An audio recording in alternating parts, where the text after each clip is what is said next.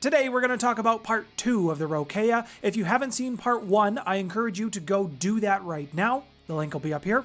Today we're going to expand a little bit on what was already done in the first video. We're going to talk about the Betweeners War, and we're also going to talk about the Same Bito. So stick around for that. Hello everyone, welcome to the Maple Table. My name's Nathaniel. This is a channel where we discuss lore around Starfinder, Werewolf the Apocalypse, and soon to be some other games. If that's something you're interested in, I would love to have you join me at the table. You can do so by hitting that subscribe button and that bell notification so that you get notified when my videos are available. If you're listening to this through an audio stream, that's fantastic. You don't need to do any of those other things. Your support is greatly appreciated. To understand what the Betweener War was, we have to first understand what a Betweener is. A Betweener is a Rokea who has forsaken the sea and chooses instead to live on land.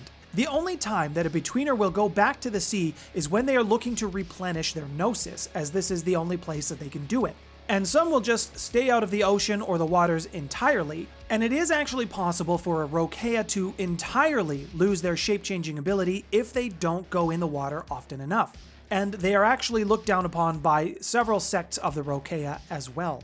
As you may have guessed, the Betweeners will earn their name because they live both on land and sea, never fully integrating with the human society and never truly being accepted by the Rokea society as well.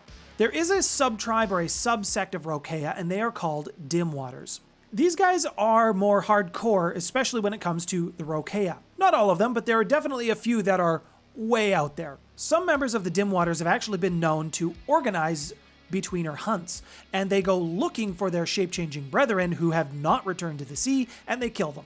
Since we're talking about some of the different sub-tribes of the Rokea, they are actually separated out by their auspice.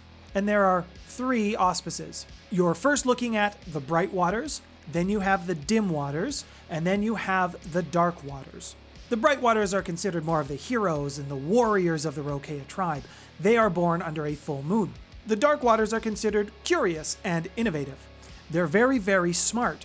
These particular Rokea are born under a new moon or an eclipse. And then you have the dim waters. Now these ones are actually born on any moon phase that is not full or new moon, and they're often considered judges or put in leadership positions for the Rokea society. The Rokea have 4 laws that they follow very staunchly, as these have protected the Rokean society for millennia. But the Betweeners have made their own variations and their own versions of this. They've actually adjusted the law to suit their own needs. The new Betweeners law was written by a very interesting Rokea going by the name of Bleed's Night. Bleed's Night is actually a Darkwater Rokea who was part of a hunting party looking for a group of Rokea who had actually turned to Curl. You can also read Worm for that. The war party that was looking for these turned Rokea had actually found them, and they were off the coast of Tampa. There was a massive bloody battle, and most of Bleed's Night tribe or their war party had actually failed. They died. Significant damage was done to both sides, but Bleed's Night was a survivor, and he did manage to cling to life. He had actually managed to kill one of the charges that they were going after, but unfortunately another one got away. Bleed's Night was then found by police in the area, and basically around the bodies of one dead human with shark corpses all around who had been killed by shark bites. So they really didn't know how to figure that one out. And to put the cherry on top, Bleed's Night only knew how to say 3 words, and that was, "I don't understand." Eventually, Bleed's Night was able to escape from police custody, and he went back to his Rokea packmates. Now, unfortunately, because he was one of the very few survivors and was so late in coming back, they had actually believed that he had also fallen to Curl. So they tried to kill him, he ran away, he went back to the Unsea and made a life for himself up on the land. In the Rokean society, he is a very high-profile target. That has never stopped him in his responsibilities as a Kunspawn, trying to rid the world of Curl Taint or Worm Taint. Bleed's Night has also been insurmountable in making contact with other in-betweeners, putting them in touch with each other, and just teaching sharks coming out of the waters about what it's like to live on land.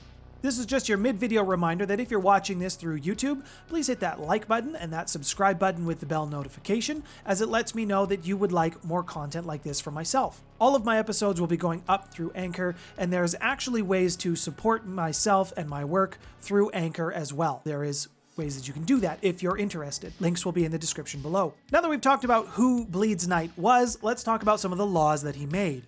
I particularly like the last one. Law number 1, survive. That really hasn't changed from any of the other Rokea laws. You must live to fight another day. Number 2, humans are not food. Number 3, stay near the sea at all times. The sea is life. It recharges the Rokean's soul. So stay near it. And number 4, my personal favorite, fear. This is not the emotion fear, this is an acronym, and it stands for fuck everything and run. Now, it doesn't mean this in the emo, I hate the world, gotta get everything kind of sense. This literally means hit it and quit it with the motto, you go out, you sire children, and you leave. Not because Rokea make bad fathers, just simply because the war parties that come out to try to kill the in-betweeners, it makes them susceptible to being caught, especially if you get a bunch of them together. So you can't catch what you don't know exists. At the start, I mentioned the Same Bito and the Betweeners. We've talked a little bit about the Betweeners and the Betweener War, which is always ongoing, but we haven't yet talked about who the Same Bito are. So who are they? The short answer to that question is the Same Bito are Asian weresharks. The Same Bito regard their Western counterparts as little more than murderous thugs, and they take great pride in the teachings of Zhonglung. And the Zhonglung are actually an Asian stream of the Makole, and they prefer to follow their teachings. I've also talked about the Makole, they will be in the description below. Like the Rokea, the Same Bito will organize in slews of usually between 3 and 12 members. However, unlike the Rokea, about half of their numbers are going to be human-born. And the Same Bito actually respect their kinfolk, and they like to keep them around and keep them protected. And these groupings of Same Bito are called Habatsu. Now, the Same Bito actually have very close ties to the Beast Courts and the Henjioke, and they are protected by many of the changing breeds. And this is why the Rokea have never fully come after them to eliminate their numbers, because of this big protection that they've got. And the Same Bito have actually driven some of the Rokea away who were looking to make a name for themselves by hunting humans on land. This act has also made them not favored by the Rokea, as they view this as a heretical act. The Same Bito are going to be the easiest way to work a Rokea into your story. If you do, you're going to be dealing with some of the Beast Courts, some Henjioke. You're definitely going to have some encounters with the Rokea, as you'll probably have hunting parties coming to try to kill the Same Bito.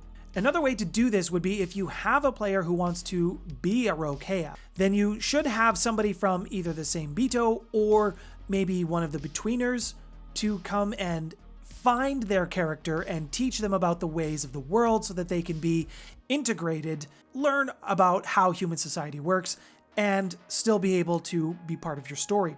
Just make sure your story is happening somewhere near the water.